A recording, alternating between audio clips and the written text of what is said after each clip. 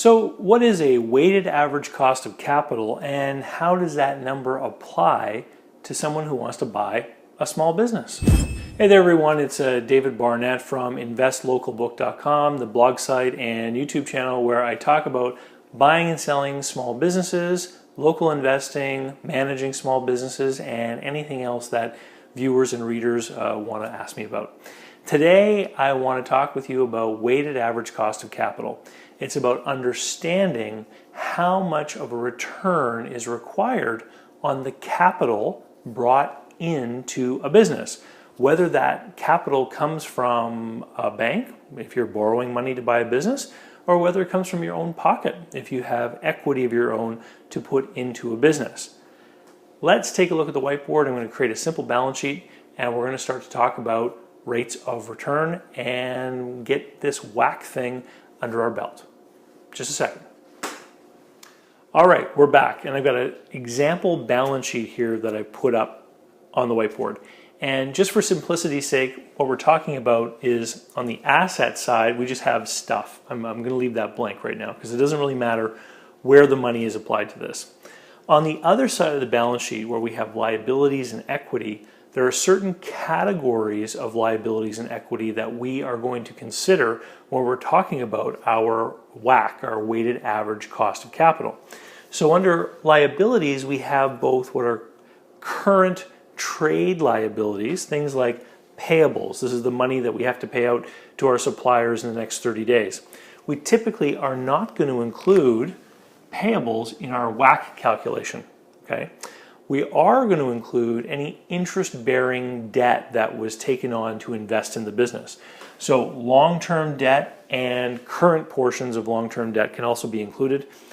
But down here in the equity section, we're basically going to include everything. And there's three forms of equity that appear on most companies' balance sheets. Owner's contribution. So sometimes on a balance sheet, a loan from the owner to the company might actually appear up in the liabilities. In reality, it's basically equity. It's the owner's money. Often these are put in, and on paper it says that it's a non-interest-bearing note subordinated to other debts like a bank, for example. But we certainly want to include that money when we're calculating our weighted average cost of capital. The other kinds of equity that often appear on a company's balance sheet are your share capital. And oftentimes for small business, it's just a nominal amount, like $100 or $1,000. And this is the money that was put in to purchase the initial shares of the company. And then we have retained earnings, which are the profits from prior periods. So if a company made $100 last year and that money was not removed from the company, then those retained earnings are going to grow the equity portion of the balance sheet. So what is the WACC used for, the weighted average cost of capital?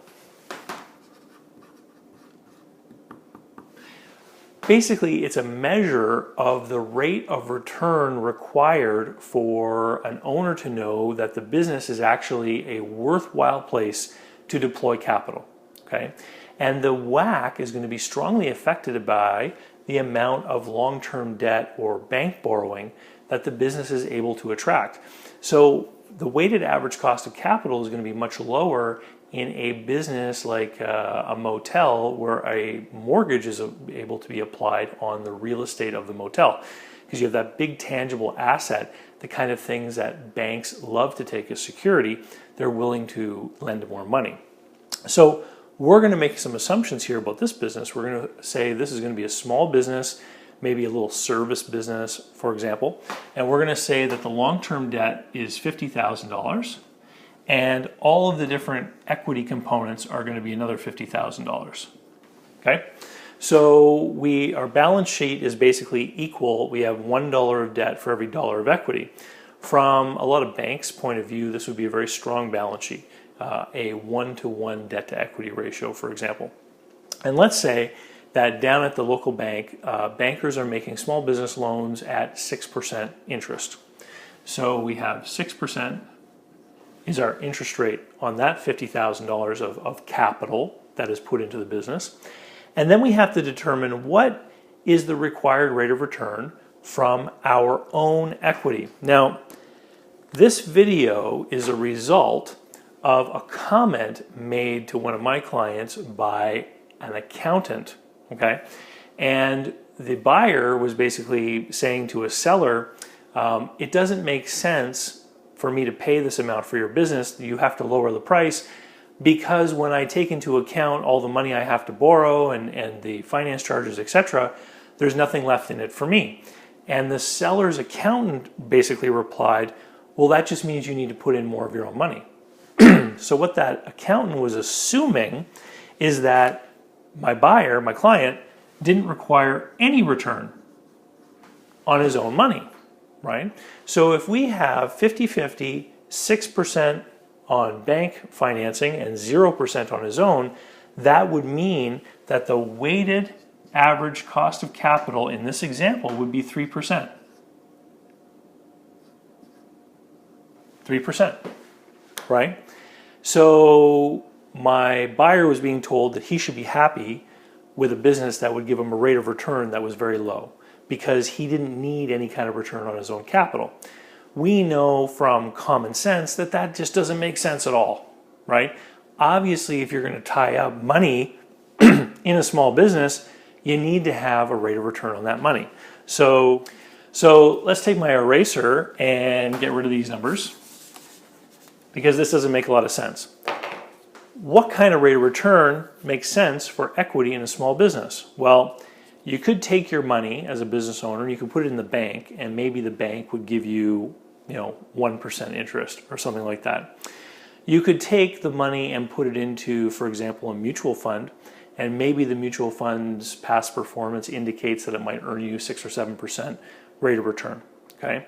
But that mutual fund maybe is taking your money and putting it into like 100 really big, strong, going concern companies, right? It's not the same at all. We can't even draw a comparison between investing in that kind of mutual fund in publicly traded large cap equities versus a little small business. Let's say that this is like a corner store, for example. So clearly, the return you have to get on your own money must be much larger than that.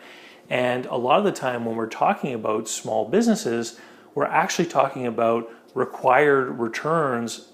Some people use 35, 40. If it's a risky business like a restaurant, people want to get up into the 50% range. So let's say that this owner says that for me to invest my own money out of my own pocket into a business that is relatively risky, I want to get a 45% rate of return. So he wants 45% return on his equity. So what then is our average weighted cost of capital?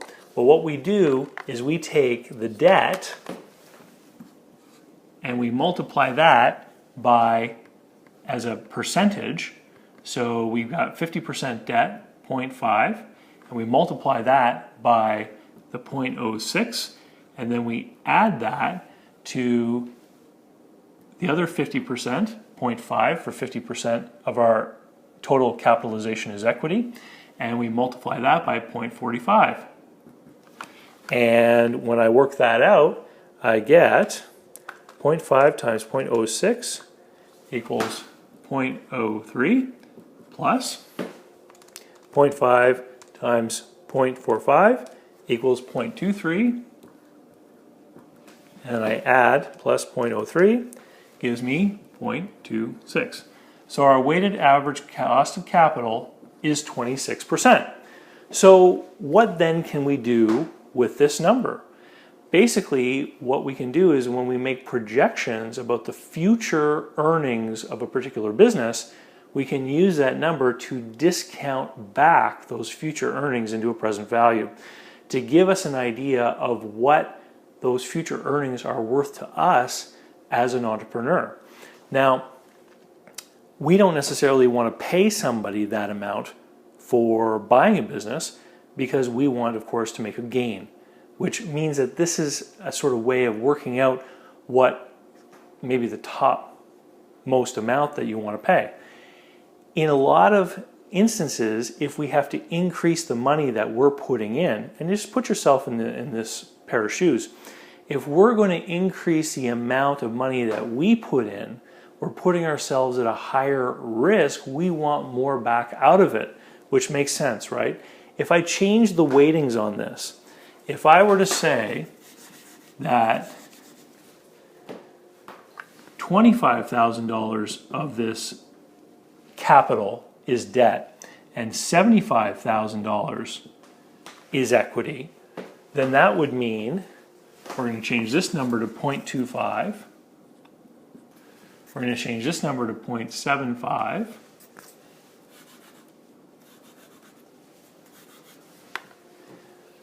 I get 0.25 times 0.06.